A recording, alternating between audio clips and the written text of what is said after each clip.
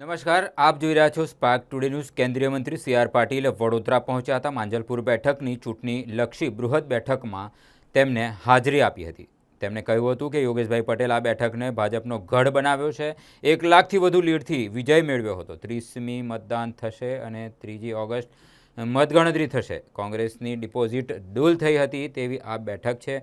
આ બેઠક પર લીડ જાળવી રાખી ભવ્ય વિજય એ જ યોગેશભાઈને સાચી શ્રદ્ધાંજલિ હશે તેમ સી.આર. પાટીલ દ્વારા જણાવવામાં આવ્યું હતું। પેટા ચૂંટણીમાં પણ ભાજપનો ભવ્ય વિજય થશે તેમ તેમણે વિશ્વાસ વ્યક્ત કર્યો હતો।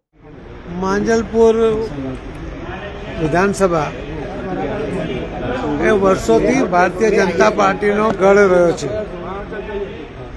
સ્વર્ગસ્થ યોગેશભાઈ પટેલ એમણે એમના જીવનમાં માંજલપુરનું જે રીતે સિંચન કરીને લોકોના કામ કરીને ભારતીય જનતા પાર્ટીના સંગઠનને મજબૂત બનાવીને આ સીટ જીતવા માટેનું અને સહજતાથી જીતવા માટેનું વાતાવરણ યોગેશભાઈના સમયથી જ છે।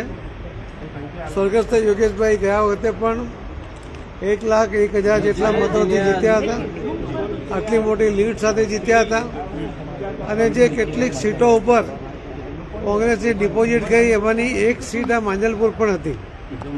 આજે યોગેશભાઈનો સ્વર્ગવાસ થવાને કારણે આ સીટ ખાલી પડી છે, પરંતુ ભારતીય જનતા પાર્ટીના કાર્યકર્તા એમણે જે કામ કર્યું છે, એમણે જે ચેતારેલી કેડી ઉપર આગળ વધવા માટે ભારતીય જનતા પાર્ટીનો કાર્યકર્તા એ તૈયાર છે અને એટલા માટે અમને વિશ્વાસ છે કે યોગેશભાઈના કામોની સુવાસને લઈને જ્યારે અમે આ ઇલેક્શન જીતીશું અને એ જીત ભવ્ય હશે, એમને શ્રદ્ધાંજલિ આપવા જેવી હશે એવું અમને ચોક્કસ માનું છું।